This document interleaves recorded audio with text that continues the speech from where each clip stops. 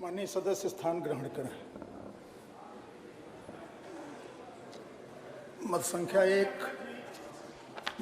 एक अल्पसूचित प्रश्न। नहीं, कुछ नहीं, ये ठीक नहीं, ये बिल्कुल ठीक नहीं। माननीय शर्मा जी हैं, माननीय 311 की सूचना हमने निरस्त कर दी थी।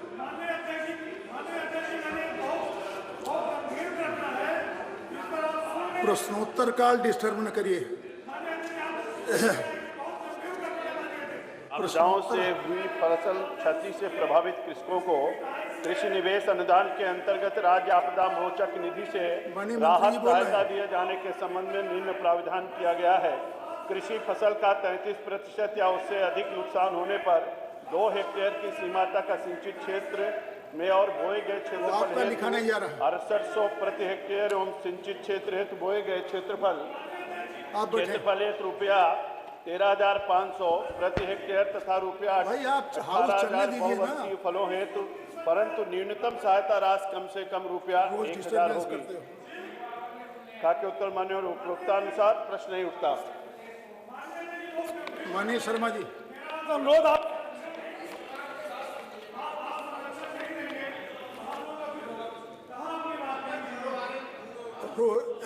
प्रतिदिन इसी तरह प्रश्नकाल को बाधित करना, प्रतिदिन इसी तरह आप बोलने नहीं दे रहे हैं।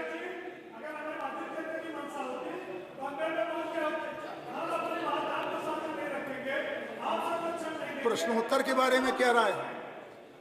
प्रश्नोत्तर के बारे में आपकी क्या राय है, चले कि ना चले? हम बैठ जाएंगे माननीय। ये क्या तरीका है? आपका आदेश सर्वोच्च है, आप कुछ कह दें हम बैठ जाते हैं माननीय अध्यक्ष जी। नहीं, प्रश्नोत्तर चलने दीजिए ना। तो प्रश्नोत्तर के बाद सुन ले माननीय अध्यक्ष जी। प्रश्नोत्तर के बाद कैसे सुनना है? बात तो माननीय नेता प्रतिपक्ष को बोलना है। तो उसके पहले हमारी बात सुन ले, फिर नेता प्रतिपक्ष बोले। क्या ये संस्कृति ठीक नहीं है कि माननीय अध्यक्ष जी इतनी देर में मेरी बात आ गई? हमारा वाक्य नहीं सुन रहे हो? हम कह रहे हैं कि माननीय अध्यक्ष जी बहुत ही गंभीर प्रकरण है। ये तरीका ठीक नहीं है। पुलिस की पिटाई से नौजवान की। अरे आप बोल रहे तो माननीय शर्मा जी, आप बैठिए, आप बैठिए। ये कार्यवाही का भाग नहीं है। आप शर्मा जी बोले।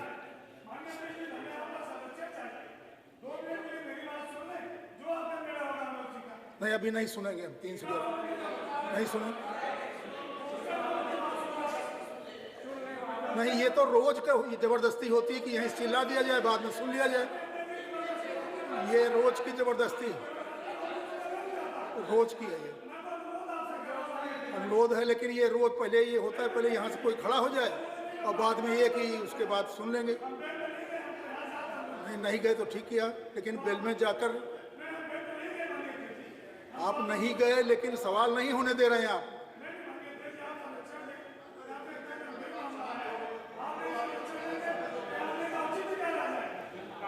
सवाल नहीं होने दे रहे आप। प्रश्नोत्तर का बात उठा लो ना तो। नहीं, कभी कैसे मौका देंगे? 311 पर रोजाना एक आध पर्ची लेकर के आ जाना और सवेरे डिस्टर्ब करना, ये ठीक नहीं है ना। तो हम तो सुन ही रहे हैं।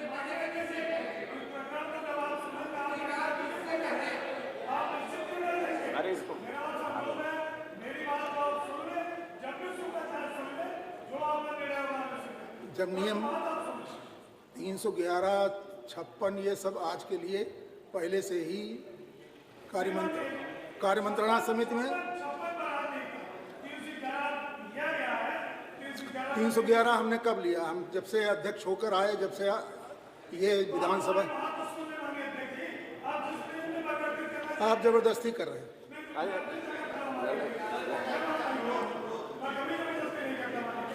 नहीं, इस समय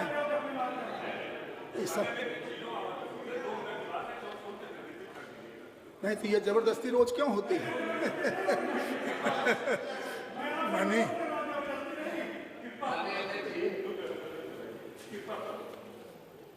माननीय अध्यक्ष जी, ये तो जो कार्य मंत्रणा समिति में जो नेता लोग बैठते हैं मान्यवर, ये उनके प्रति भी सम्मान प्रदर्शित नहीं करते मान्यवर। ये ऐसे अपने तरीके से जिसको जो चाहे वो अपने तरीके से हाउस को हाईजैक करने की कोशिश करे। ये मान्यवर गलत परंपरा है और किसी हालत में इसको इनकरेज नहीं किया जाना चाहिए। ये जिसके अंदर जैसा भाव होता है वो ऐसा ही सोचता है। इनके अंदर ये भाव होगा, ये अपने नेता का सम्मान नहीं करते होंगे, इसलिए ये आरोप मुझ पर लगा रहे हैं। मैं आपसे अनुरोध कर रहा हूं, एक सदस्य के नाते, इस सदन में आने के नाते मेरा अधिकार आपसे अनुरोध करने का, और मैं अपने उस अधिकारों का प्रयोग करते हुए जब तक मैं इस सदन में रहूंगा मैं लगातार आपसे अनुरोध करता रहूंगा। और इस सदन में आने के लिए मुझे इनसे किसी सर्टिफिकेट की जरूरत नहीं है। नेता प्रतिपक्ष ने कार्य समिति में मान्यवर बैठ के ये तय किया और ये अपने नेता की अवहेलना है मान्यवर।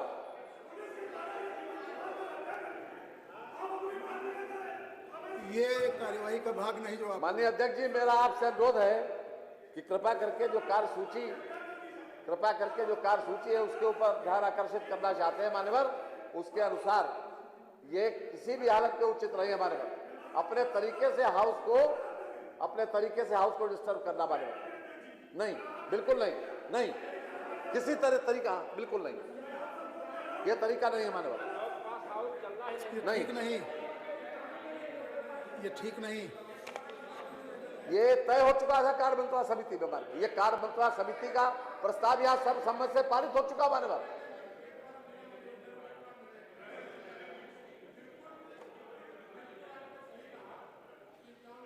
नहीं, 56 नियुक्त नहीं ले रहे। हम इस हाउस में हैं, कोई एम्बुलेंस की तो भी नहीं है। हम बीमार होंगे, एम्बुलेंस आएगी नहीं आएगी। हमारी विनती है, इमरजेंसी का है, आप बात कुछ करो, एक बार समझ के सुन लीजिए और सरकार ध्यान आकर्षित कर दीजिए।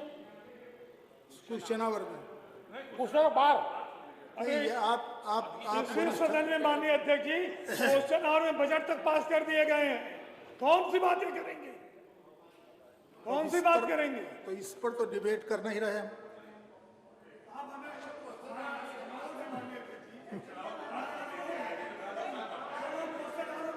कर लेते वो किस मुंह से इस बात को कहेंगे?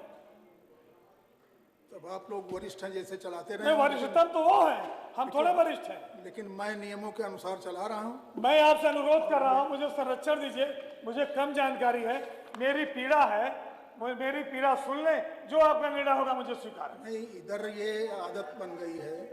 आपका जो भी निर्णय होगा मुझे स्वीकार है, आप जो निर्णय दे दें मुझे स्वीकार है। नहीं तो आज तो आपका 311 तो लिया गया नहीं। तो आप कोई तो निर्णय, कुछ तो मेरी पीड़ा सुन लें, कभी भी तो सुन लें, आप बता दें, मैं बैठ जाता हूं। तो इसमें जबरदस्ती तो नहीं। माननीय नेता प्रतिपक्ष। माननीय अध्यक्ष जी, ये गांव गए हुए थे, कार्य मंत्रणा समिति में जो बातें तय हुई वो शायद इनको पता नहीं था, लेकिन इनका मामला बहुत महत्वपूर्ण था इसलिए उठाना चाहते थे। कार्य मंत्रणा में तय हुआ कल, आज और शायद कल भी 56 नहीं लिया जाएगा। लेकिन वहां मैं भी जौनपुर में गया था, उसके घर विदारक घटना है। आपसे मेरी प्रार्थना है कि इनको जब 56 आवे, जिस दिन भी हो तो इनको प्राथमिकता पर लिया जाए, इनकी बात को सुना जाए और जो कार्य मंत्रणा समिति का निर्णय है माननीय सदस्य ललई जी, उसको आप स्वीकार करें, यही हमको कहना है। माननीय शर्मा जी।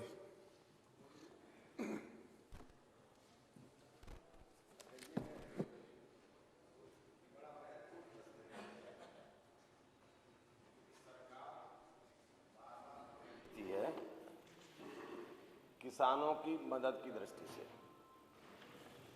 और ओलावृष्टि में जो किसानों की मदद की बात इन्होंने की है, मेरा सोच ये है कि जो 31 मार्च तक जिनकी प्रार्थना पत्र सरकार को मिल गए, उनमें से भी छूट गए, और 31 मार्च या 31 मार्च के बाद जो प्रार्थना पत्र आए उन पर सरकार ने विचार नहीं किया। क्योंकि मंत्री जी बड़ी विशाल हृदय के हैं, तो आपके माध्यम से मैं आग्रह करना चाहूँगा कि किसानों की जो दुहाई देने वाली सरकार है, 31 मार्च या इसके बाद जितने किसानों के प्रार्थना पत्र आए हैं, क्या इस योजना के तहत उन सबको कवर करके उसको देने पर विचार करेगी? नंबर 1, 2021 में जो राज्य आपदा मोचक निधि से ओलावृष्टि या प्रभावित किसानों को जो सहायता दी गई है, उसमें जो शेष किसान बचे, उन शेष किसानों को देने पर क्या सरकार विचार करेगी? तीसरा प्रश्न मेरा यह है कि किसानों को हित को ध्यान में रखते हुए कि जो 2015 का जो नियम है, उसके सुधार हेतु प्रस्ताव भारत सरकार प्रेषित करेगी कि नहीं करेगी? जो फसल नुकसान की सीमा पर 33% की व्यवस्था है, तो क्या 33% से घटाकर उसे 25% लाने की संस्तुति उत्तर प्रदेश सरकार करेगी कि नहीं करेगी, ये मैं जानना चाहूँगा। ठीक माननीय महल जी। हमारे वरिष्ठ नेता आदरणीय श्याम सुंदर जी को मैं बहुत सम्मान भी करता हूं और मैं मानता हूं कि ये हमारे सदन के भी वरिष्ठ नेता हैं और इनकी जानकारियां भी बहुत अच्छी हैं। मैं इनका सम्मान करते हुए कहना चाहता हूं कि आज की तारीख में एक भी ऐसी कोई एप्लीकेशन पेंडिंग नहीं है जिसका निस्तारण न कर दिया गया हो, और पूरी सूचना मान्यवर अगर कहेंगे तो मैं पढ़ के भी सुना सकता हूँ। जहाँ कहीं भी ओलावृष्टि हुई थी, तत्काल एक्शन लेते हुए सरकार ने उसका पूरा प्रावधान किया, और जिन किसानों की फसल नष्ट हुई थी, ये 2015 के जो भारत सरकार का नियम है, इससे जो लोग भी आच्छादित होते थे उनको पूरी तरीके से जिला मजिस्ट्रेट के द्वारा सहायता दी जा चुकी है। तो ऐसा कोई भी केस पेंडिंग नहीं है, नंबर 1। नंबर 2, मान्यवर आपने कहा कि किसानों की हितैषी सरकार बनती है, मैं इनका सम्मान करता हूं, और निश्चित रूप से 2015 से पहले के भारत में इस तरीके की जो व्यवस्था थी और आज की व्यवस्था, मैं इसके लिए आदरणीय प्रधानमंत्री नरेंद्र भाई मोदी का अभिनंदन करता हूं, उनको बधाई देना चाहता हूं मैं कि 50% फसल नष्ट होने पर उनको लाभ मिलता था, उसको घटा करके उन्होंने 33% या उससे अधिक फसल नष्ट होने पर पूरी तरीके से उनको राहत देने का काम किया। और माननीय एक बड़ा सुधार किया किसानों के लिए, जितनी भी राशि थी उसको सबको मान्यवर बढ़ा करके 2015 भारत सरकार ने अपने नियमों में संशोधन करते हुए मान्यवर जिनका पहले नुकसान 50% से 33% का किया मान्यवर, उसके बाद जिनको 4,500 रुपये मिलता था यानी 4500, उनको 6,800 रुपये किया मान्यवर, और उसके बाद जिनको 9,000 था प्रति हेक्टेयर उनका 13,500 किया मान्यवर, और न्यूनतम जो 750 था उसको 1,000 रुपये करने का काम किया मान्यवर, और जो बहुवर्षीय फसलें थी उसमें मान्यवर 12,000 से बढ़ा करके 18,000 रुपये करने का काम किया गया, 1,500 को बढ़ा करके 2,000 किया गया मान्यवर, 3,200 को बढ़ा करके रेशम उत्पादन आदि में 4,800 4,800 किया गया मान्यवर, 4,000 को बढ़ा करके 6,000 किया गया, 4,500 जो 2 हेक्टेयर से अधिक का था मान्यवर उसको बढ़ा करके 6,800 किया गया, 9,000 को बढ़ा करके 13,500 किया गया। इस तरीके से मान्यवर सब चीज़ों को बढ़ाया गया, और जो 50% था उसको घटा के 33% किया गया। इसके लिए मैं भारत सरकार आदरणीय प्रधानमंत्री जी का अभिनंदन और उनको बधाई देना चाहता हूं, और इस नियम के तहत जितने लोगों का भी फसल का नुकसान हुआ था संपूर्ण भुगतान अब तक किया जा चुका है, कोई शेष नहीं। माननीय अध्यक्ष जी, आपकी अनुमति से माननीय मंत्री जी से इसी से संबंधित एक सवाल का उत्तर चाहता हूं। क्या माननीय मंत्री जी, जो ओलावृष्टि से जो नुकसान हुए हैं उसके अलावे किसान के कुछ ऐसे भी नुकसान होते हैं, जैसे कोई नहर जा रही है, अचानक नहर टूट गई और नहर टूट करके वो किसान की पूरी फसल पूरी तरह से बर्बाद हो जाती है, तो क्या ऐसे भी किसानों का जो नुकसान हुआ है इसमें वो कवर आते हैं? अगर कवर होते हैं उनकी भी फसल ही नुकसान हुआ, क्योंकि इसलिए कि इसमें लिखा हुआ है आपके उत्तर में कि ओलावृष्टि एवं अन्य आपदाओं से हुई, तो आपदा मतलब तो बाढ़ हो गई या अन्य हो गया, लेकिन ये भी एक किसान के लिए अचानक ये आपदा आती है, एक्सीडेंटल। वो एक तरह से वो कई जगहों पे ऐसा हुआ है कि पूरे मैंने सैकड़ों बीघा जो है फसल पूरी तरह से पानी में डूब जाती है, नहर को बंद होते होते उनका काफ़ी नुकसान हो जाया करता है। तो क्या ऐसे भी मैंने किसानों का समायोजन इस आपदा जो निधि है उसमें माननीय मंत्री जी करने पर विचार करेंगे?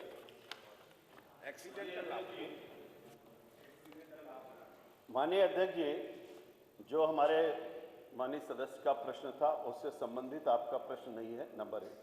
नंबर 2, आपने कहा कि अन्य से, जो प्रश्न पूरी तरीके से अगर माननीय अध्यक्ष जी आपके समक्ष होगा, अगर आप उसको देखेंगे तो उससे संबंधित आपका प्रश्न नहीं है, लेकिन फिर भी आपने कहा है, इसलिए बड़े सम्मान के साथ अगर आप कहेंगे तो मैं पूरी बुकलेट पढ़ के इनको सुनाऊं और इसको बताऊं कि भारत सरकार ने किन किन व्यवस्थाओं में क्या क्या व्यवस्था किया है, राज्य आपदा निधि के तहत कहाँ कहाँ सहायता दी जा सकती है, इसका पूरा प्राविधान इसमें किया गया है। अगर आपकी अनुमति हो तो मैं पढ़ के सुनाऊं, वैसे इससे रिलेटेड एक प्रश्न नहीं है।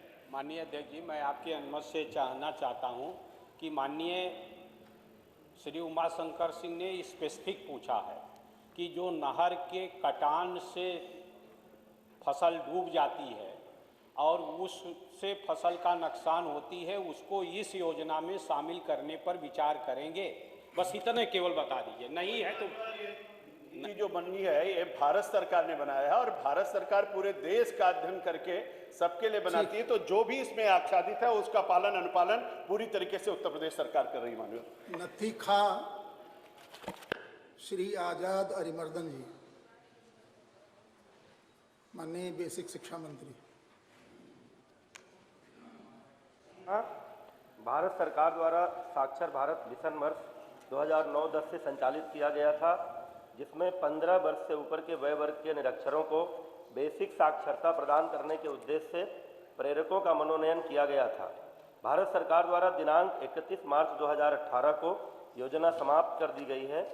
भारत सरकार से धनराशि मांगी जा रही है, प्राप्त होते ही भुगतान कर दिया जाएगा। भारत सरकार से धनराशि प्राप्त होते ही भुगतान कर दिया जाएगा, प्रश्न ही नहीं उठता। मैं आपके माध्यम से बेसिक शिक्षा मंत्री से 4 छोटे-छोटे सवाल पूछना चाहता हूँ। पहला, क्या प्राथमिक विद्यालय में तैनात ग्राम शिक्षा प्रेरकों की संख्या 2009-10 से लेकर के 2018 तक कितनी थी? ग्राम शिक्षक प्रेरकों की वेतन या मानदेय कितना दिया गया प्रतिमाह की दर से? शिक्षा प्रेरकों की 2009 से 18 तक अर्थात 10 वर्ष तक कितनी धनराशि दी गई, कितनी धनराशि अवशेष रह गई? क्या भारत सरकार से कितनी धनराशि कब मांगी गई? चौथा, 10 वर्ष में लगभग शिक्षा प्रेरकों की जो कार्य सेवा उनका लिया गया, क्या उनको अन्य विभागों में या उनकी आयु में उनको छूट दी जाएगी? 4 छोटे सवाल।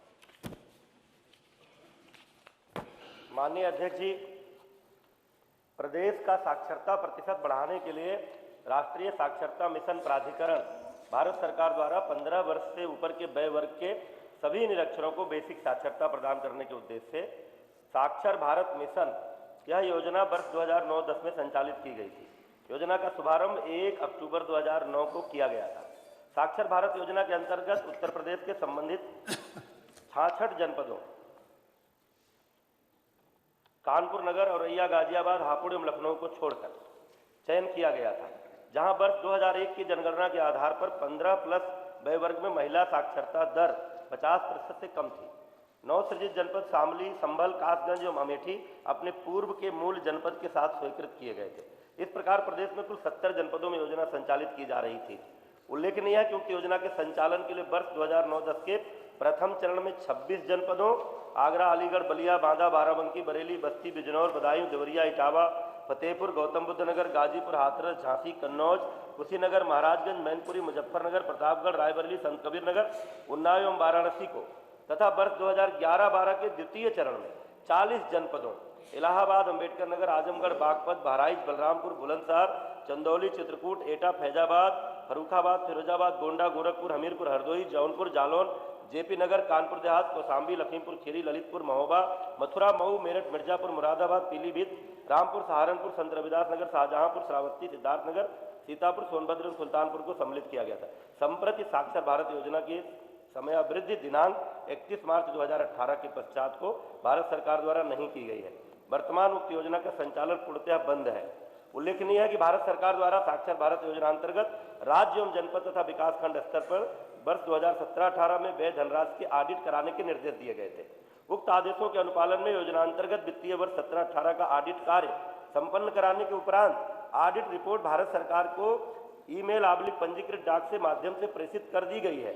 साक्षर भारत योजना से आच्छादित जनपदों से प्राप्त जिला ब्लॉक समन्वयकों एवं प्रेरकों के लंबित मानदेय की धनराशि को वित्तीय वर्ष 17-18 की ऑडिट रिपोर्ट में अनपेड लायबिलिटी के रूप में लगभग रुपया 401.25 करोड़ धनराशि दर्शाई गई है। योजनांतर्गत कार्यरत रहे प्रेरकों के लंबित मानदेय की अवशेष धनराशि रुपया 394.30 करोड़ सम्मिलित है, जिसमें केंद्रांश रुपया 236.58 करोड़ एवं राज्यांश रुपया 157.72 करोड़ है। वित्तीय वर्ष 17-18 की ऑडिट रिपोर्ट में दर्शाई गई अनपेड लायबिलिटी के रूप में लगभग 401.25 करोड़ की धनराशि की मांग भारत सरकार से इस कार्यालय के पत्र संख्या सामान्य एवं व्यय सी 850/2020-21 दिनांक 27 जुलाई 2020, पत्र संख्या 1236-37/2020-21 दिनांक 10/9/2020, पत्र संख्या 1449-51/2020-21 दिनांक 4/11/2020, पत्र संख्या 2110-12/2020-21 दिनांक 3/12/2020, पत्र संख्या 2972-75/2020-21 दिनांक 13/11/21 द्वारा की गई है। भारत सरकार से मानदेय मद में उक्त धनराशि प्राप्त होने के उपरांत ही प्रेरकों के लंबित मानदेय के भुगतान संबंधी कार्रवाई की जाए। जज महोदय, माननीय मंत्री जी से मैंने क्वेश्चन क्या पूछा था, आंसर क्या आया? मैंने सिर्फ पूछा था कि 10 वर्ष में इन शिक्षा प्रेरकों की संख्या कितनी हो गई जो बेरोजगार पड़े हुए हैं, और कितना उनका भुगतान हुआ था, कितना बाकी हुई। और मैं चौथा पूछा कि उनको क्या और रोजगार अवसरों में उनको उपलब्ध रोजगार दिया जाएगा। आयु की सीमा जो 10 वर्ष तक के बेचारे सेवा किए और वो बेचारे उनकी आयु भी ऊपर हो गई होगी। माननीय अध्यक्ष जी, भारत सरकार ने जब इस योजना को बंद कर दिया तो हम उसको आगे संचालित नहीं कर सकते थे। जो लोगों ने काम किया है उसकी ऑडिट रिपोर्ट हम लोगों ने भेज दी है। भारत सरकार से धनराशि प्राप्त करते ही भुगतान कर देंगे। तो सर मैं अपना इसी से उत्तर से माननीय अध्यक्ष जी, माननीय हम चूंकि इसी उत्तर में आते हैं, माननीय बेसिक शिक्षा मंत्री जी ने अपने उत्तर में उल्लेख किया है सेकेंड पैरा में कि भारत सरकार द्वारा दिनांक 31/3/2018 को योजना समाप्त कर दी गई है। हमारे आज़ाद और जमन जी का सवाल है कि क्या सरकार ग्राम शिक्षा प्रेरकों की बहाली कराते हुए उनके बकाया मानदेय का भुगतान करेगी? इन्होंने लिखा है कि भारत सरकार से धनराशि मांगी जा रही है, प्राप्त होते ही भुगतान कर दिया जाएगा। माननीय अध्यक्ष जी, यह योजना 31/3/2018 को समाप्त हो गई है और आज हम 21 में आ गए हैं। तो क्या अभी माननीय मंत्री जी ने बताया कि 400 समथिंग करोड़ रुपए की धनराशि बकाया है। अपने उत्तर में लंबा उत्तर था, उसी में बताया उन्होंने, जिसमें राज्यांश और केंद्रांश का भी उन्होंने जिक्र किया। तो क्या हम मतलब एक कोई समय सीमा देंगे या माननीय मंत्री जी बताएंगे कि यह भारत सरकार से धनराशि कब तक प्राप्त हो गई, इसलिए कि इनका तो रोजगार चला गया और इनकी बकाये धनराशि भी नहीं मिल रही है, हम भारत सरकार पर डिपेंड है। तो भारत सरकार से सबसे लेटेस्ट इनका कब पत्राचार हुआ है और वह उसको माननीय मंत्री योजना भारत सरकार की है, भारत सरकार ने समाप्त कर दिया। नहीं तो ये लिखे हैं माननीय अध्यक्ष जी, इसमें उत्तर में लिखे हैं कि भारत सरकार से धनराशि मांगी जा रही है और प्राप्त होते ही उसको दिया जाएगा। तो वह धनराशि कब तक प्राप्त हो जाएगी? माननीय अध्यक्ष जी, माननीय सदस्य बहुत वरिष्ठ हैं और प्रदेश सरकार, भारत सरकार की सारी प्रक्रियाओं को समझते हैं। हमने तो स्पष्ट रूप से जानकारी दे दी है कि 31 मार्च 2018 को भारत सरकार की यह योजना थी, भारत सरकार ने योजना समाप्त कर दी है। उस बीच ऑडिट रिपोर्ट मांगी गई थी, ऑडिट रिपोर्ट भी हमने भेज दी। कितनी बार हमारे यहाँ से पत्र गया है वो भी हमने बता दिया। बहुत ही कैटेगोरिकली हमने कहा है कि भारत सरकार से धन प्राप्त होते ही भुगतान कर देंगे। इससे अधिक इस योजना में हमारा कोई अधिकार नहीं है और भारत सरकार से संबंधित विषय में हम कोई वक्तव्य देने के लिए अधिकृत नहीं है। ये स्पष्ट रूप से हमने अपने जवाब में कह दिया। माननीय अध्यक्ष जी, आपका जो राज्यांश का हिस्सा है, जो राज्यांश का हिस्सा है, जो केंद्रांश से मांगना है, ठीक है, माननीय मंत्री जी मांग रहे हैं, लेकिन राज्यांश का जो राज्य से हमको देना है, कम से कम वो धनराशि इनको अगर दे दिया जाएगा। माननीय अध्यक्ष जी, माननीय सदस्य बहुत वरिष्ठ है। राज्यांश, माननीय अध्यक्ष जी, माननीय सदस्य बहुत वरिष्ठ है। मैं तो पहली बार सदन का सदस्य बना हूं। राज्यांश केंद्रांश मिलने के बाद ही दिया जाता है। अलग से राज्यांश का भुगतान किसी मद में नहीं होता है। जब केंद्रांश आएगा तुरंत ही हमारी सरकार राज्यांश का अंश दे करके पूरा भुगतान हमारे इन प्रेरकों का कर देगी। कार्य मंत्री जी इसको बेहतर बताएंगे। अगला प्रश्न है, सभा हो गया। अच्छा ठीक है, जान लीजिए। अगला प्रश्न है विनय शंकर तिवारी जी का। नहीं है। उसके बाद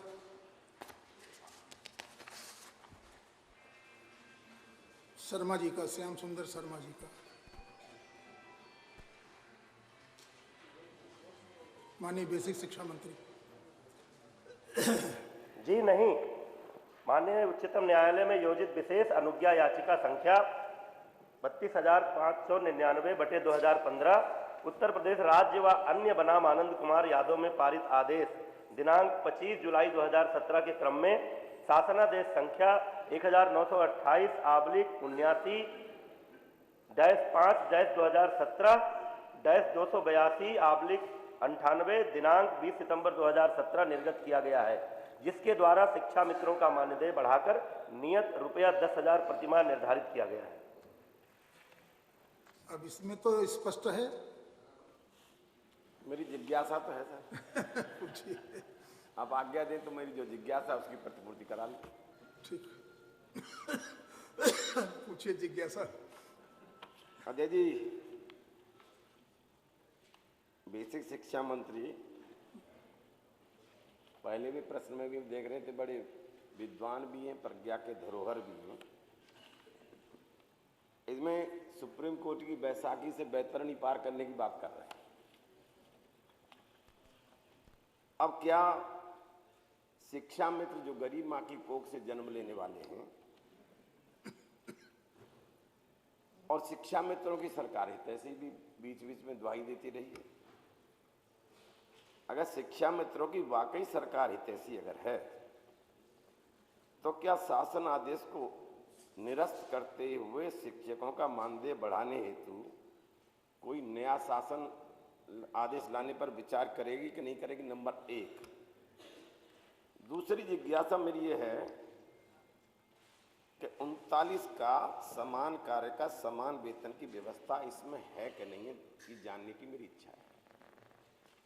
और 39 घा के अनुच्छेद 14 एवं 16 के साथ मिलकर पढ़ने दे, दोनों को मिला के पढ़ा जाए तो समान कार्य का समान अधिकार बन जाता है। तो जब समान कार्य का समान वेतन जब बन जाता है इसमें, तो क्या 10,000 रुपया पाने से उन गरीब माँ की कोख से जन्म लेने वाले शिक्षा मित्रों का जीवन यापन कैसे होगा, इस पर क्या पुनर्विचार सरकार करने की विचार करेगी कि नहीं करेगी? नंबर 1। नंबर 2, सरकार शिक्षा मित्रों को प्राथमिक शिक्षा में भर्ती की सुविधा देती है, छूट देती है। अगर शिक्षा मित्र प्राथमिक में नहीं आते हैं तो अन्य शिक्षक भर्ती में उनमें भी कोई लिबर्टी देने का प्रयास करेगी कि नहीं करेगी? 2 जिज्ञासाएं। धन्यवाद। माननीय अध्यक्ष जी, मैं बड़ी विनम्रता से कहना चाहता हूं, माननीय सदस्य बहुत वरिष्ठ हैं, लेकिन आजकल एक चलन हो गया है, कई बार कुछ टीआरपी बढ़ाने का भी इशू आ जाता है, इसलिए सब बातें समझते हुए भी प्रश्न उठाना पड़ता है। वो मैं प्रतिपक्ष के माननीय सदस्यों की व्यवस्था को समझ सकता हूँ। पूरा घटनाक्रम मैं आपसे छोटा हूँ, धैर्य के साथ मेरी भी बात सुन लीजिए। मैं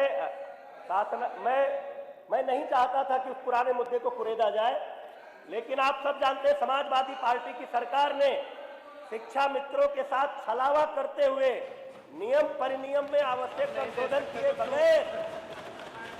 बगैर असंवैधानिक तरीके से उनको नियमित करने का चुनाव के पहले एक लालीपाप दिया। माननीय, और बहुत आपत्तिजनक बात हमारे वरिष्ठ सदस्य ने कही है, माननीय सर्वोच्च न्यायालय का आदेश बैसाखी नहीं होता है। भारत के संविधान में माननीय सर्वोच्च न्यायालय का आदेश सर्वोपरि होता है और भारत की कोई भी सरकार माननीय सर्वोच्च न्यायालय के आदेशों का आदर करती है, करना चाहिए। लेकिन माननीय सदस्य, ये पूरा सदन और पूरा प्रदेश ये जानता है कि जब रिवोल्ट हुए थे लोग, तो 3,500 रुपए के मानदेय पर वापस हुए थे।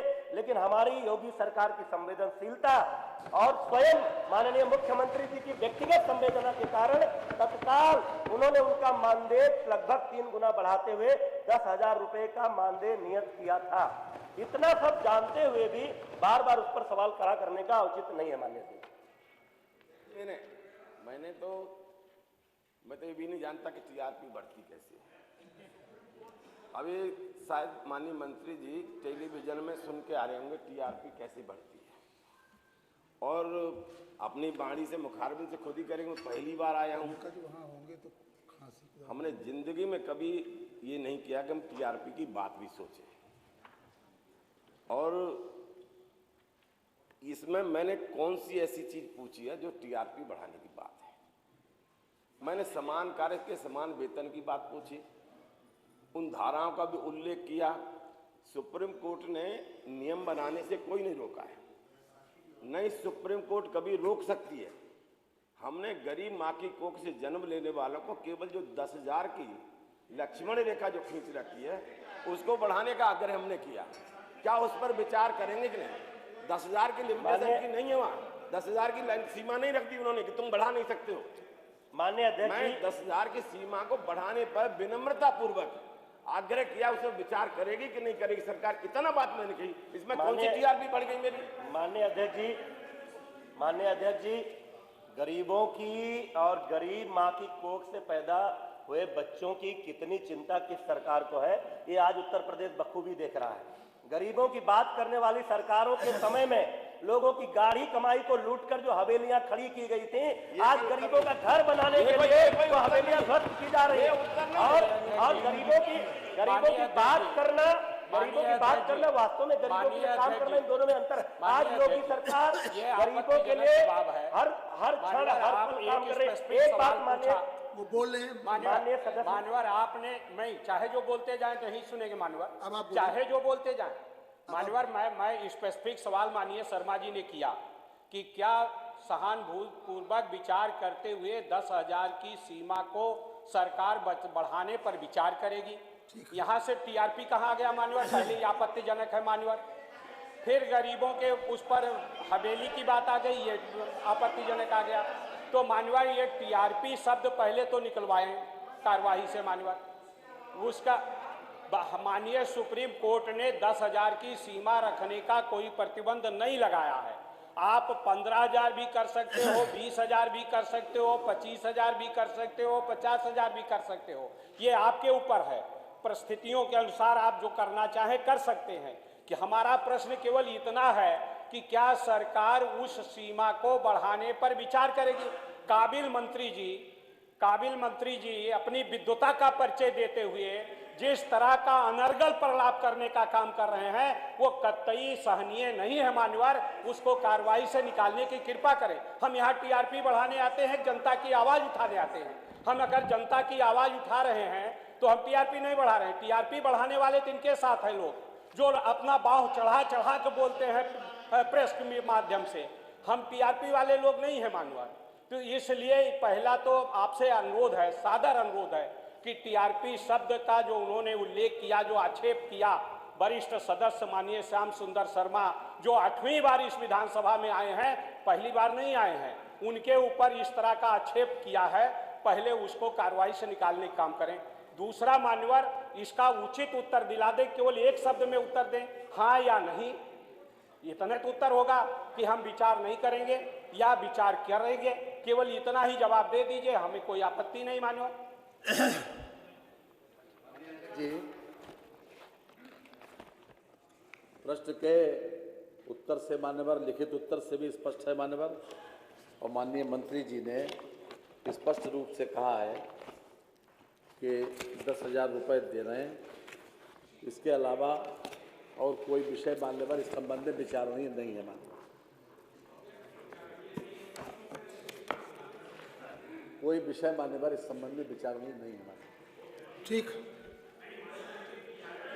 उन्होंने कहा माननीय वरिष्ठ सदस्य को मैं कार्यवाही दिखवा लूंगा और जो आपत्तिजनक है उसको निकलवा दें।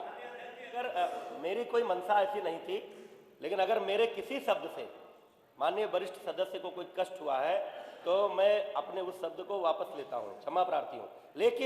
लेकिन जो वरिष्ठ सदस्य हमारे पिता तुल्य हैं, पुत्र काबिल होता है तो गर्व होना चाहिए, उस पर टांट नहीं करना चाहिए, ये मेरा अनुरोध भी है।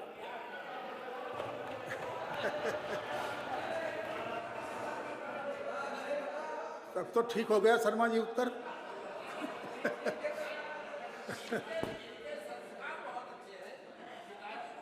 बढ़ाने की बात कर रहे हैं अगर इस सदन में बात करते हैं। बाला प्रसाद अवस्थी जी नहीं है। श्री प्रभात कुमार वर्मा जी, प्रभात जी भी नहीं है। माननीय श्री लालजी वर्मा जी, पंचायती राज मंत्री। हाँ, पंचायती राज अनुभाग 3 द्वारा निर्मित शासनादेश संख्या 1594/33/2020 दिनांक 29 जून 2000 द्वारा वित्त आयोग मनरेगा कन्वर्जन के माध्यम से प्रदेश की समस्त पंचायत विहीन ग्राम पंचायतों में पंचायत भवन के 100% अच्छादान के निर्देश निर्गत किए गए हैं। पंचायत भवन हेतु भूमि का चयन भूमि प्रबंध समिति और लेखपाल द्वारा नियमानुसार किया जाता है। जी नहीं, प्रश्न नहीं उठता। भूमि विवाद से संबंधित प्रकरण कतिपय जनपदों में संज्ञान में आए हैं, जिनको सक्षम प्राधिकारी को कार्रवाई हेतु प्रेषित कर दिया गया है। इस सवाल के पार्ट 2 को आप देखें। मैंने ये स्पेसिफिक पूछा, यदि हाँ तो क्या सरकार बताएगी पंचायत भवन हेतु भूमि चयन करने की प्रक्रिया क्या है। मान्यवर आप स्वयं विद्वान सदस्य हैं। मान्यवर ग्राम समाज की भूमि किसी विभाग को ग्राम प्रबंध समिति के प्रस्ताव के माध्यम से उप जिलाधिकारी के अनुमोदन के उपरांत दी जाती है, बिना इस प्रक्रिया को अपनाए हुए। इन्होंने लिखा कि प्रबंध समिति आबलिक लेखपाल, यानी लेखपाल सारा मालिक हो गया। वो जिस जमीन को बता दे उसमें वो बन जाएगा, न प्रस्ताव होगा, न अनुमोदन होगा, न पंचायत भवन के नाम वो जमीन दर्ज होगी। वो जमीन गांव समाज की बनी रहेगी, उसी प्रक्रिया के खाली जमीन जैसी बनी रहेगी। तो इसलिए मेरा प्रश्न केवल इस उद्देश्य था, और इसी कारण जगह जगह, चूंकि चुनाव का वर्ष था, प्रधान का कार्यकाल खत्म हो रहा था, अनर्गल जगह पर प्रधान जगह जगह विवादित जमीन पर इस पंचायत भवन को बिना प्रस्ताव को बनाने लगे थे, बहुत जगह माने। इसलिए मेरा स्पेसिफिक प्रश्न था कि जब भूमि प्रबंधन समिति है तो कोई भी प्रस्ताव, सरकार का कोई भी कार्य बिना उसको नियमानुसार आच्छादित हुए नहीं होना चाहिए। तो इसलिए मैं आपके माध्यम से पुनः माननीय मंत्री जी से जानना चाहता हूं कि जो प्रस्ताव की प्रक्रिया है, जो ग्राम समाज भूमि के आवंटन की प्रक्रिया है, क्या उस प्रक्रिया को अपनाने की कार्रवाई की जाएगी? सक्षम स्तर उप जिलाधिकारी के अनुमोदन से होता है, उस प्रक्रिया को अपनाते हुए कार्रवाई की जाएगी। और जहां पर बिना प्रक्रिया अपनाए हुए बनाया गया है, ऐसे अधिकारियों या कर्मचारियों से क्या वसूली की प्रक्रिया करने की काम करेंगे? आपके अंतिम प्रश्न का उत्तर अंतिम इसमें लिखित उत्तर में अंतिम में है। नहीं आया मानवा। मेरा सिर्फ स्पेसिफिक, चूंकि बन तो गया बहुत जगह, ऐसे बिना प्रस्ताव बन गया, वो जमीन पंचायत भवन के नाम दर्ज नहीं हुई। वो गांव समाज की जमीन बनी हुई है, चाहे वो बंजर बनी हो, चाहे नवीन प्रति के रूप में हो, चाहे जो हो, वो उसी रूप में बनी रह गई। इस जमीन को जब पंचायत भवन बन रहा है तो पंचायत भवन के नाम पर दर्ज होना चाहिए, वो दर्ज कराए बिना ये बना दिया गया। तो मैं यही निवेदन आपसे करना चाहता हूं कि क्या उस प्रक्रिया को अपनाते हुए ग्राम समाज की उक्त जमीन को पंचायत भवन के नाम दर्ज कराने की जो नियमानुसार प्रक्रिया है, उसको अपनाने की कार्रवाई की जाएगी। जहां पर अगर नहीं संभव है, जहां पर विवादित है, नहीं संभव है, वहां उस अधिकारियों से जिन्होंने बना दिया बिना प्रक्रिया अपनाए हुए, क्या उनसे वसूली का प्रक्रिया अपनाई जाएगी? माननीय मंत्री। माननीय अध्यक्ष जी, पंचायत भवन के लिए भूमि चयन के लिए प्रबंध समिति है, उस समिति का अध्यक्ष प्रधान होता है और सचिव लेखपाल होता है। इसमें राजस्व विभाग के अधिकारी होते हैं, राजस्व विभाग की समिति है और पूरी प्रक्रिया अपनाकर ही इसका चयन किया गया है। कुछ जिलों से इस तरह की शिकायतें आई हैं 12-13 जगह। उनके लिए संबंधित अधिकारी को, जो इसके लिए नाम अधिकारी हैं, उनको निर्देशित कर दिया है। 12-13 स्थान है, इसके अलावा इस तरह की कोई सूचना कहीं नहीं आई है।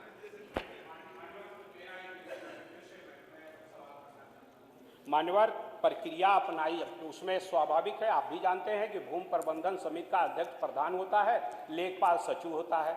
इनके द्वारा जो प्रस्ताव होता है उसका अनुमोदन उप जिलाधिकारी के द्वारा किया जाता है, फिर वो अभिलेखों में वो उस नाम से दर्ज कर दिया जाता है। उप जिलाधिकारी का आदेश अभिलेखों में दर्ज होता है। इस प्रक्रिया को क्या माननीय मंत्री जी पुनः जांच कराकर इस बात को देखने का काम करेंगे कि कितने जिलों में इस प्रक्रिया को अपनाकर भू अभिलेखों में पंचायत भवन के नाम जमीन दर्ज कराने की कार्रवाई की गई है? क्या इसकी जांच करा लेंगे? बस इतना ही सर। मैंने जहां बोला सरकार के संज्ञान में इस तरह के प्रकरण 11-12 जिलों में आए हैं, सक्षम स्तर पर उसके निस्तारण के आदेश निर्गत कर दिए गए हैं।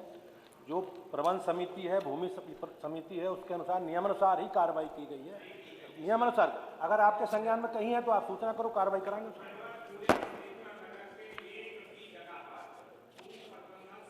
प्रस्ताव नहीं हुआ है और न उप जिलाधिकारी का अनुमोदन लिया गया है। मैं स्पेसिफिक बता रहा हूँ, माननीय मंत्री जी जांच करा ले। वो जांच करा ले। पूरे अंबेडकर नगर में किसी भी एक जगह ये माननीय मंत्री जी जांच करा ले, इसका करा लेंगे जी। प्रश्न संख्या 9 माननीय लल्लू जी। नहीं था, लेकिन जो माननीय नेता विधानमंडल दल बसपा ने जो प्रश्न किया था माननीय मंत्री जी से, ये सही जब प्रधान लोगों का समय बीता है उसके बाद इस तरह से बहुत गड़बड़ियाँ हर जगह हुई है। हमारा प्रश्न नहीं है, लेकिन मैं आपसे आग्रह कर रहा हूँ। मेरे ही क्षेत्र में एक चितरौली गांव है, नोट कर लीजिए, गरीब ब्राह्मण, एक धूर उनके पास जमीन नहीं है, केवल उनका 2 कमरे का एक घर है, उसके सामने थोड़ी सी गांव समाज की जमीन। उस गांव में बहुत बड़ा भूखंड है गांव समाज का। लेखपाल कानूनगो दोनों ने पंचायत भवन बनाने के वहां सहमति की थी, लेकिन प्रधान जी को चूंकि वोट नहीं दिए थे तो उन्होंने जो थोड़ी सी जगह उनके घर के दरवाजे के सामने है वहीं पंचायत भवन बनाने के लिए जिद कर रहे हैं। मैंने एसडीएम से कहा तो उन्होंने कहा कि मैं ऐसा नहीं होने दूंगा, लेकिन हो रहा है। ये मैं नहीं कह रहा हूँ कि जमीन उनकी, जमीन गांव समाज की है, लेकिन वहीं बैठने की उनकी जगह है और कोई उसके अलावा एक दूर जमीन भी उनकी नहीं है। तो मैं आपसे आग्रह करता हूं कि इसकी जांच करवा करके जहां लेखपाल कानूनगो लोगों ने जगह आवंटित किया है वहां गांव सभा चितरौली में पंचायत भवन बने। प्रश्न संख्या 10 श्री मोहम्मद असलम रायनी। माननीय अध्यक्ष जी, बाढ़ एवं कोरोना वायरस से उत्पन्न स्थिति जनपदों में जिन जिन फर्मों ने खाद्यान्न सप्लाई किया तथा उन फर्मों को भुगतान की गई धनराशि का विवरण निम्नवत है। कोरोना वायरस के संबंध में फर्मों की संख्या जिनके द्वारा खाद्यान्न सप्लाई किया गया है 1063, भुगतान धनराशि लाख रुपए में 22,083.48 लाख। बाढ़ के संबंध में फर्मों की संख्या जिनके द्वारा खाद्यान्न सप्लाई किया गया है 24, भुगतानित धनराशि लाख रुपए में 2,277.94 लाख। कोरोना वायरस के संबंध में बाढ़ के संबंध में तथा जनपदवार फर्मवार भुगतान का विवरण संलग्न 1 एवं संलग्न 2 के रूप में संलग्न है। जी नहीं, प्रश्न नहीं उठता उपरोक्त अनुसार। माननीय अध्यक्ष जी, माननीय मुख्यमंत्री जी की तरफ से बहुत मोटा हमारे पास चिट्ठा मिला हुआ है। मैं आपका धन्यवाद अदा करता हूं और माननीय मंत्री जी से, माननीय अध्यक्ष जी, कोरोना काल में जनमानस में बहुत हानि हुई है। कुछ लोगों ने सरकार को चूना भी लगाने का कार्य किया है और सरकार की छवि को धूमिल करने का भी कार्य किया है। माननीय मंत्री जी से मात्र 2 प्रश्न मैं पूछना चाहता हूं। माननीय अध्यक्ष जी, माननीय मंत्री जी से पहला प्रश्न यह है कि हजारों करोड़ रुपए के राशन पानी के वितरण में 1063 फर्मों ने खाद्यान्न को वितरित करने का कार्य किया है। और मात्र 44 फर्मों ने करोड़ों रुपए का खाद्यान्न वितरित किया है।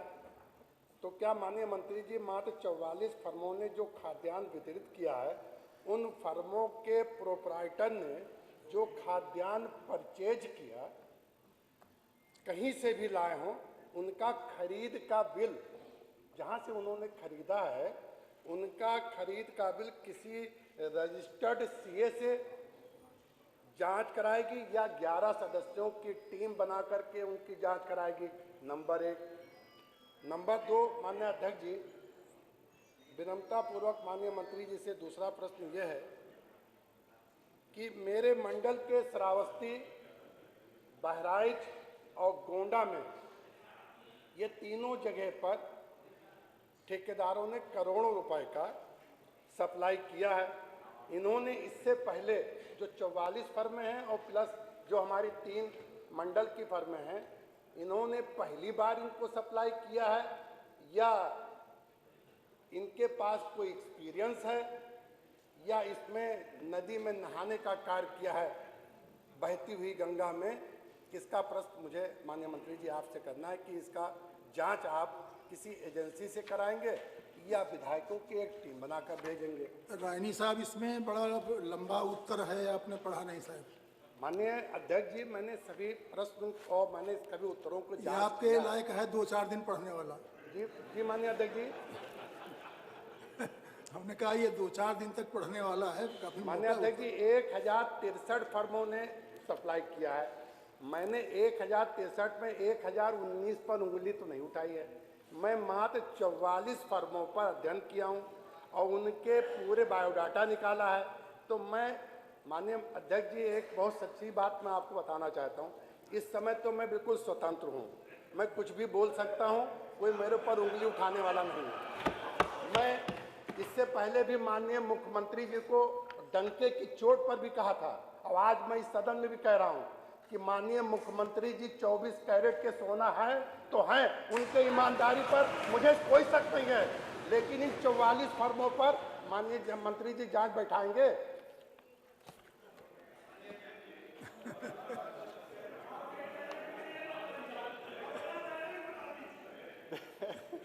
नहीं माननीय अध्यक्ष जी, मुझको बहुत प्रसन्नता है कि इन्होंने आदरणीय मुख्यमंत्री जी के बारे में कहा और मैं तो आपसे कहना चाहूँगा मान्यवर कि कोरोना के दौरान जो मैनेजमेंट आदरणीय योगी आदित्यनाथ जी ने किया है उसकी प्रशंसा WHO भी कर रहा है और टाइम्स पत्रिका भी कर रही है, पूरा विश्व कर रहा है।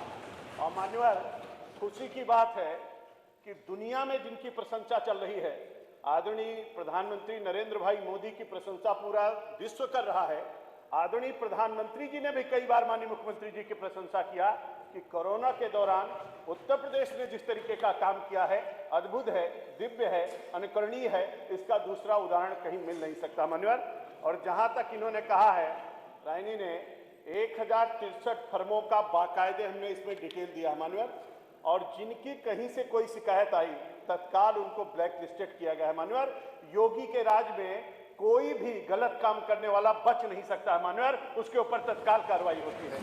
और इसलिए पूरा विस्तार से उत्तर दिया जा चुका है, बाढ़ का भी, अब कोरोना वायरस का के समय में, जो महामारी के समय में ये व्यवस्था थी। अब इनका कहना मान्यवर कि 1063 फर्मों को पहली बार दिया गया कि दूसरी बार दिया गया।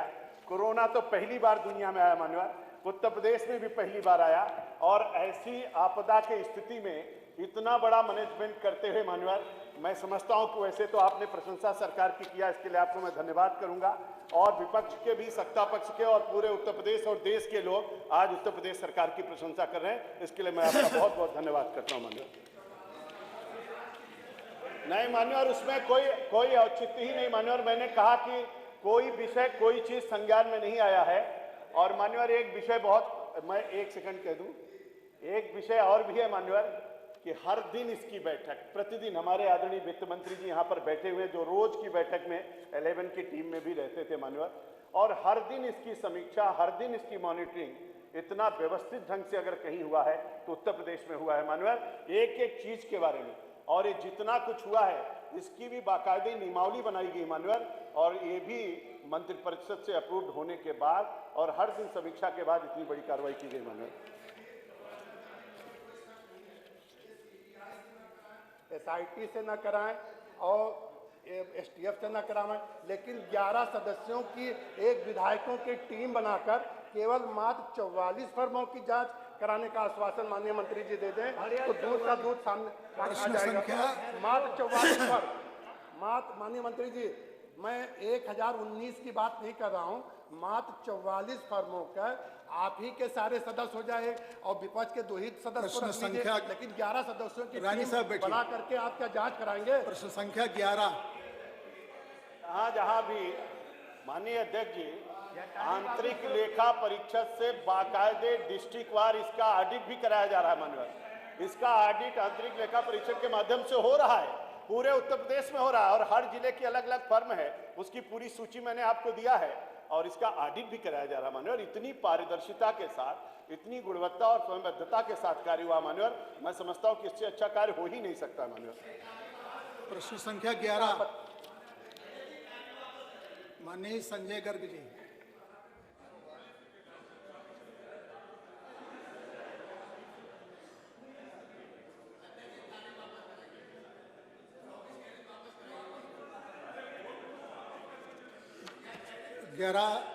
संजय जी एब्सेंट हैं।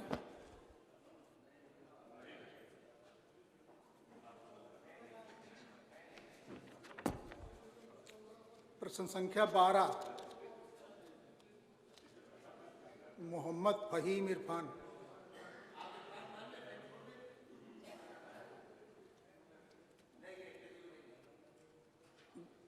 माननीय बेसिक शिक्षा मंत्री जी। नहीं,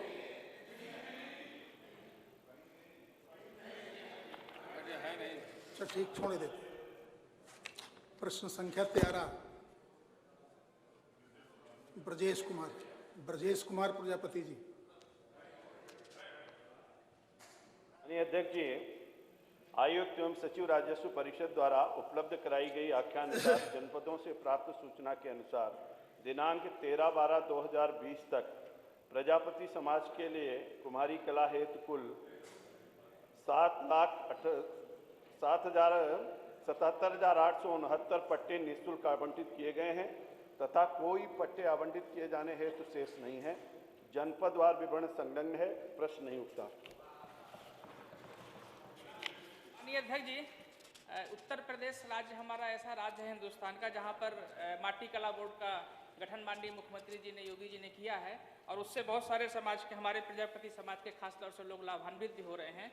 पर मेरा सिर्फ इतना ही कहना है कि जो जवाब मेरे पास में आया है तो ऑनलाइन आया हुआ है, मेरे पास में उसकी कॉपी नहीं आई। मैंने विस्तृत मांगा था, इसका विस्तृत भी डेटा मेरे पास में नहीं उपलब्ध है, ये मुझे उपलब्ध कराया जाए। आपको जो जो कागज जरूरी हो माननीय मंत्री से मिल लेना, सब उपलब्ध करा देंगे। लिखा हुआ है कि जनपदवार विवरण संलग्न है, पर मुझे मिला नहीं है। माननीय, मैं आपको पूरा विवरण उपलब्ध करा दूंगा। अगर कोई प्रश्न हो, कोई और भी जानकारी चाहेंगे तो मैं पूरा उपलब्ध करा दूंगा। आप मिल लेना, सब कागज ले लेना, उससे ज्यादा। प्रश्न संख्या 13 हो गया। 14 नहीं है।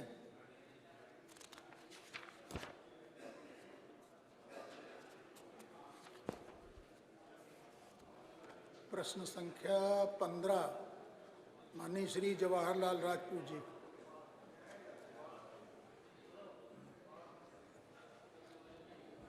माननीय उप मुख्यमंत्री जी। जी, मेरा ये क्वेश्चन लगा था, सुधार भी हो गया था। उत्तर प्रदेश माध्यमिक शिक्षा सेवा चयन बोर्ड अधिनियम 1982 की धारा 16 में प्राविधानित है कि अध्यापकों की प्रत्येक नियुक्ति उत्तर प्रदेश माध्यमिक शिक्षा सेवा चयन बोर्ड संशोधन अधिनियम 2001 के प्रारंभ के दिनांक को या उसके पश्चात प्रबंध तंत्र द्वारा बोर्ड की सिफारिश पर ही की जाएगी। इस आधार पर अशासकीय सहायता प्राप्त माध्यमिक विद्यालयों में शिक्षकों के चयन की कार्रवाई उत्तर प्रदेश माध्यमिक शिक्षा सेवा चयन बोर्ड उत्तर प्रदेश प्रयागराज द्वारा की जाती है।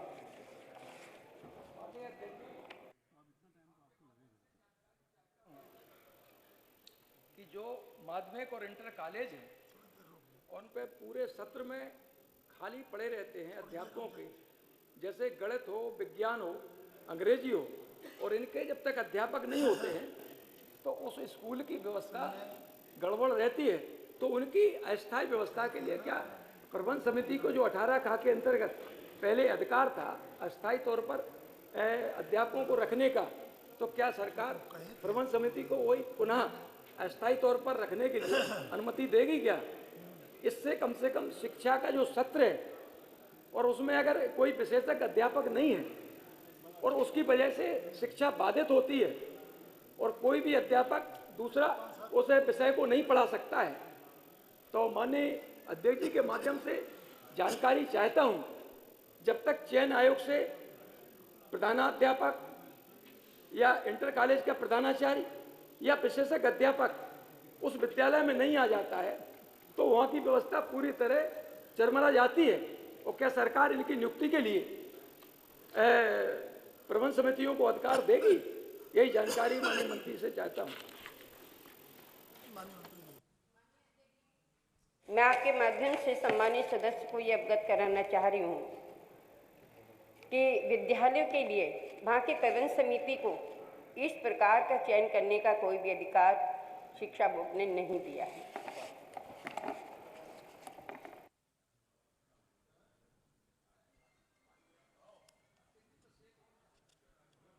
व्यवस्था तो नहीं है, लेकिन अस्थायी तौर पे चाहा था कि जो सत्र चल रहा है उसके लिए कोई व्यवस्था हो जाए अस्थायी तौर पर। विषय विशेषज्ञ की पहले थी, 18 खा के अंतर्गत थी, तो क्या ऐसी व्यवस्था हो सकती जिससे वो सत्र उस छात्र का जो 9वीं में, 10वीं में, 11वीं में, 12वीं में पढ़ रहा है, अगर उसका पूरे साल चयन आयोग से नहीं आया अध्यापक तो उसकी तो साल बेकार हो जाएगी। मैं यही माननीय मंत्री से चाहता हूँ।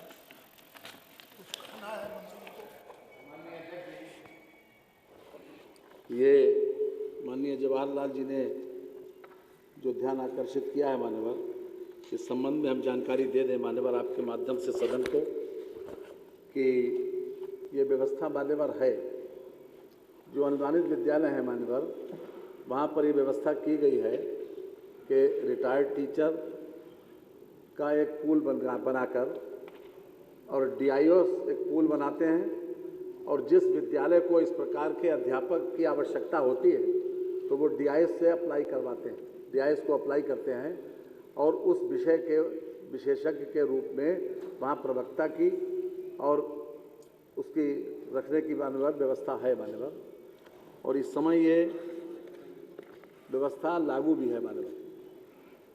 2 साल से ये व्यवस्था चल रही है। उस मानदेय के ऊपर रिटायर्ड अध्यापकों के पूल में से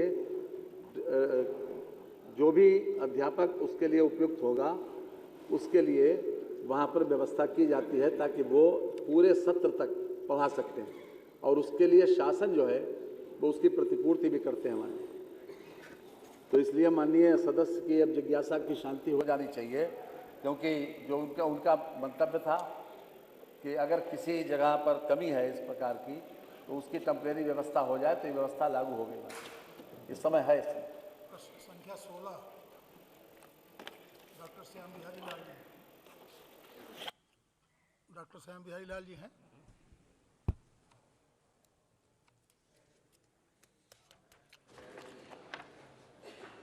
प्रश्न संख्या 17 श्री मनोज कुमार पारस जी। माननीय अध्यक्ष जी, सिंचाई यांत्रिक विभाग द्वारा उत्तर प्रदेश में राजकीय नलकूपों एवं लघु डाल नहरों के माध्यम से कृषकों को सिंचाई सुविधा उपलब्ध कराई जाती है। दिनांक 1/4/2020 के अनुसार प्रदेश में कुल 34,401 राजकीय नलकूप एवं 253 लघु डाल नहरों के माध्यम से कृषकों को सिंचाई सुविधा उपलब्ध कराई जा रही है। उक्त के अतिरिक्त 29 बृहद एवं मध्यम पंप नहरों के शीर्ष पर स्थापित यांत्रिक उपकरणों का रखरखाव एवं सिविल संगठन की मांग के अनुरूप संचालन भी किया जा रहा है।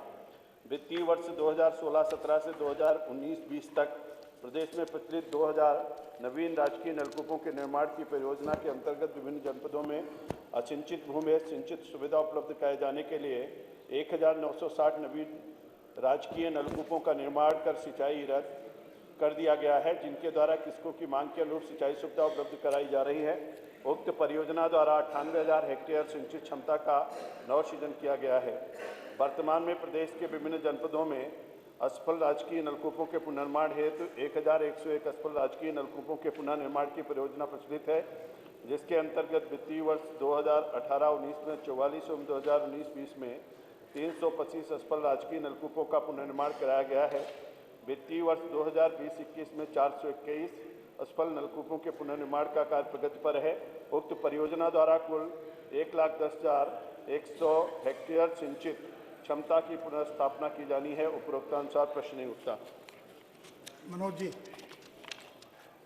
माननीय अध्यक्ष जी, माननीय मंत्री जी ने बड़ी विस्तार से इस बात का उत्तर दिया है, लेकिन जैसा सभी जानते हैं, हमारा आशय सिर्फ इस बात से है कि किसान बड़ी दैविक आपदाओं को झेलते हुए अपनी फसल उगाता है और कई जनपद, पूरे उत्तर प्रदेश में बहुत सारे जनपद ऐसे हैं कि जहाँ पर नहरों के, तो वहाँ पर है ही नहीं, नहरों के साथ साथ ट्यूबवेल भी नहीं है और केवल किसान जो है पूर्ण रूप से ऊपर वाले भगवान की दैविक शक्तियों पर, बरसात पर आश्रित रहता है।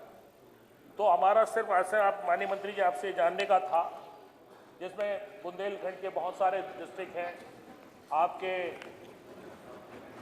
बुंदेलखंड के बराबर में झांसी और हमारे जनपद में भी एक बढ़ापुर ब्लॉक है, जहां पर जो कि ऊंचे नीचे वहां पर ज़मीनें हैं और वहां पर नहर नहीं निकल सकती, तो वो मात्र ट्यूबवेल पर डिपेंड करता है। कई साल से हम लोग उसके लिए ट्यूबवेल, वहाँ पे कई सारे ट्यूबवेल्स की हमने मांग की है, लेकिन वहाँ पर ट्यूबवेल्स नहीं बन पा रहे जिससे कि किसानों को सिंचाई हेतु पानी जल उपलब्ध हो सके। इसी बात के लिए मैं आपसे जानकारी चाहता हूँ कि क्या आप हमारे जनपद के बढ़ापुर में या बुंदेलखंड में या झांसी के ऐसी जगह पर जहाँ पर नहरें नहीं हैं और पूर्ण रूप से जहाँ पर किसान केवल बरसात पर निर्भर करता है, तो वहाँ क्या ट्यूबवेल बनवाएंगे और इस 2021-22 के बजट में कितने ट्यूबवेल बनाने का प्रावधान आपने किया है?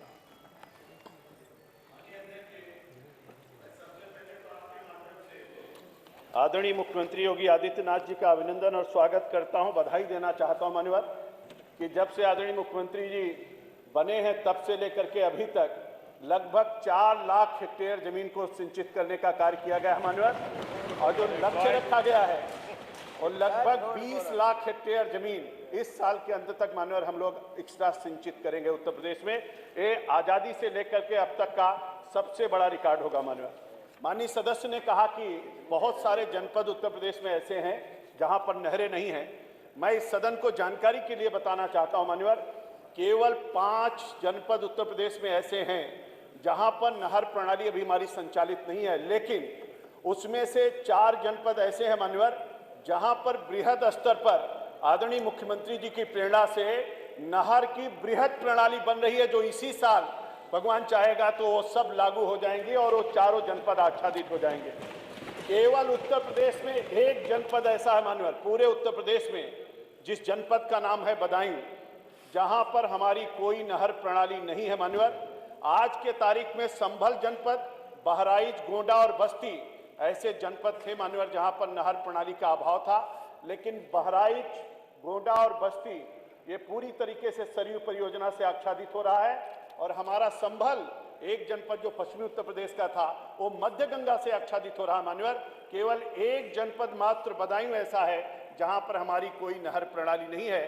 तो मैं जानकारी के लिए बताना चाहता हूं कि उत्तर प्रदेश के हमारे सभी जनपद नहर प्रणाली से पूरी तरीके से आच्छादित हो रहे हैं मान्यवर। दूसरा प्रश्न आपका है बदायूं जनपद के बारे में मैं बताना चाहता हूं मान्यवर कि वहां पर हमारे जो ट्यूबवेल लगे हैं 1195 ट्यूबवेल केवल जनपद बदायूं में लगाए गए हैं सिंचन के लिए मान्यवर, कि अगर वहां नहर प्रणाली नहीं है तो हम उसके ट्यूबवेल लगा करके उनको सिंचित कर रहे हैं।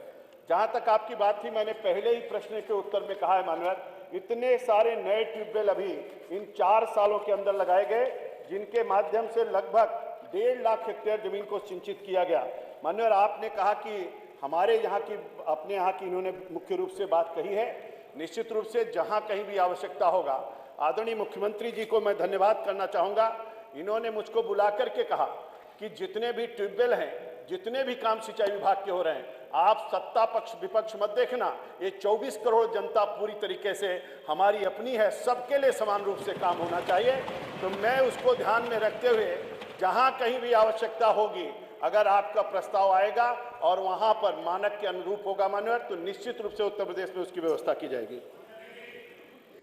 मनोज जी अब तो आ गया एक छोटा नहीं मूल है आपको माननीय अध्यक्ष जी, माननीय अध्यक्ष जी, माननीय मंत्री जी ने बड़े विस्तार से बात बताई कि सारे जनपदों को उत्तर प्रदेश के मात्र 4 जनपद छोड़ करके नहर प्रणाली विकसित कर दी। नहर प्रणाली विकसित करने का मकसद केवल जनपद से होकर गुजरना नहीं है। जनपद का एरिया कोई ये नहीं होता कि छोटा मोटा एरिया हो और उससे एक तरफ से कोने से नहर निकल गया तो पूरा जनपद प्रस्तावित हो चुका हो।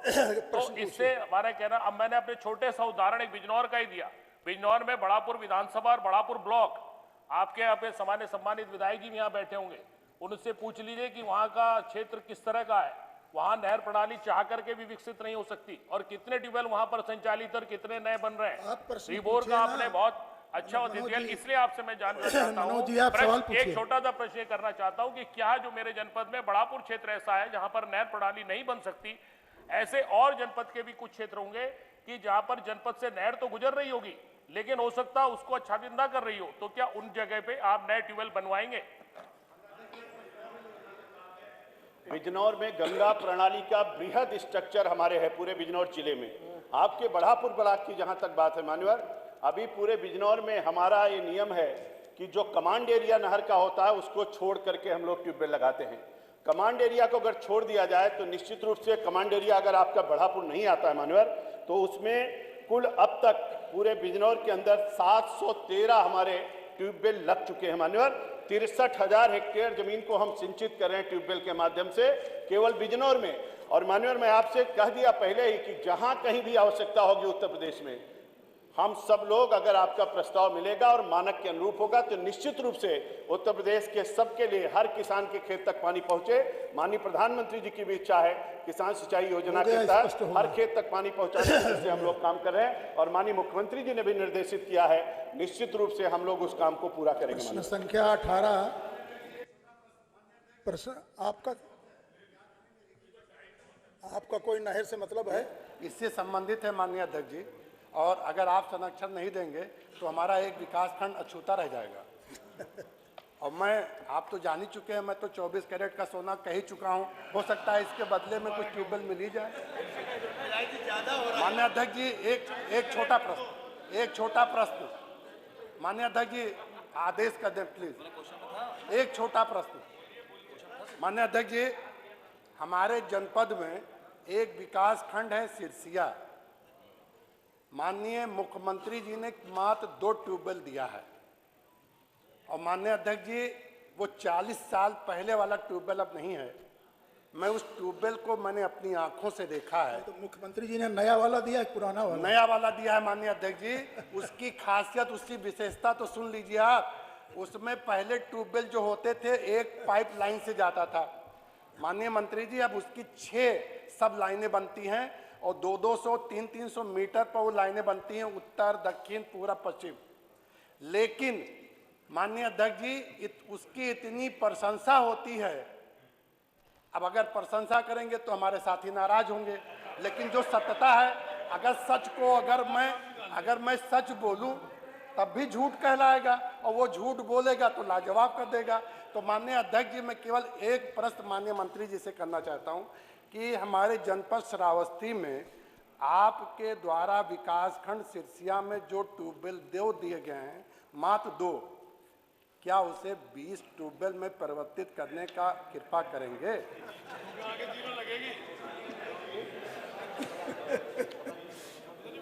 माननीय अध्यक्ष जी,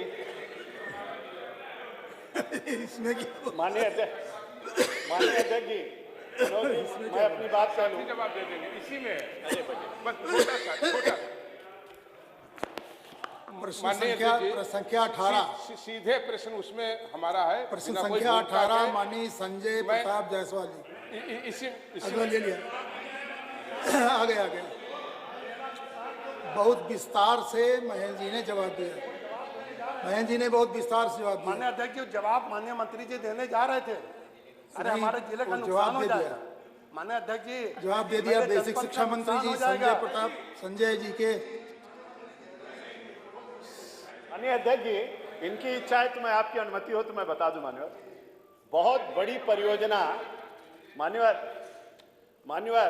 1971 और 72 में 79 करोड़ में एक परियोजना सरयू परियोजना बनी थी मान्यवर। और मैं इसके लिए बधाई देना चाहता हूं अपने आदरणीय मुख्यमंत्री योगी आदित्यनाथ जी को, जिनके कारण से वो सरयू परियोजना पूर्ण होने जा रही है और पूरा श्रावस्ती, पूरा बहराइच, पूरा बलरामपुर, पूरा गोंडा, देवी पाटन मंडल को इतना पानी मिलेगा कि आप पानी पानी हो जाएंगे। चिंता मत करिए, आपको पानी पानी कर दिया जाएगा। मनोज पांडे जी।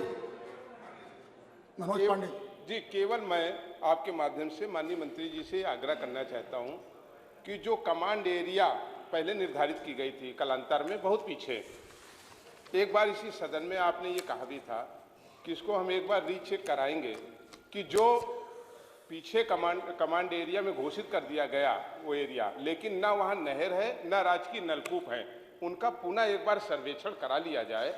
अगर वो कमांड एरिया उस समय की परिस्थितियों के हिसाब से किया गया था, लेकिन आज आवश्यकता है कि उसको कमांड एरिया से बाहर किया जाए, तो सरकार इस पर एक बार विचार कर ले, ये मेरा आग्रह था।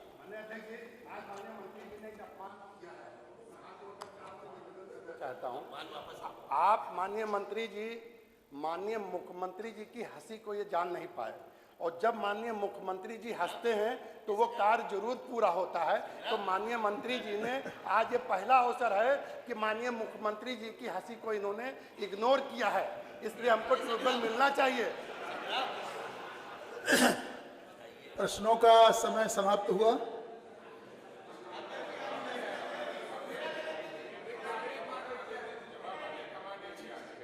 माननीय मंत्री इसमें जी क्या कहना जवाब चाहते है? हैं?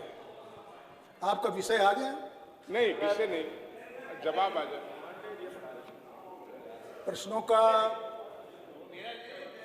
प्रश्नों का समय समाप्त हुआ। हमारे पास नियम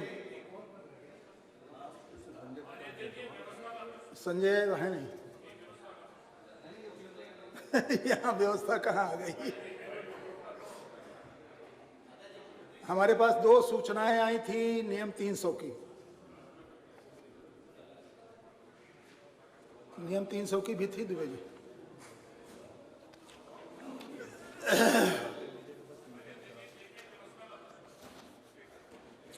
पहली सूचना उमाशंकर सिंह जी की है। उत्तर प्रदेश विधानसभा मंडप में लगाए गए माइक्रोफोन की सम्यक ऊंचाई न होने से माननीय विधायकों को बोलते समय हो रही असुविधा के संबंध में। कुछ तकनीकी मामला है ये, तो बहुत सदन की कार्यवाही संबंधित नहीं है, लेकिन फिर भी जहां आवश्यक होगा ऐसे अधिकारियों को कह दिया जाएगा। आपका ये 300 ग्राह्य करता हूं।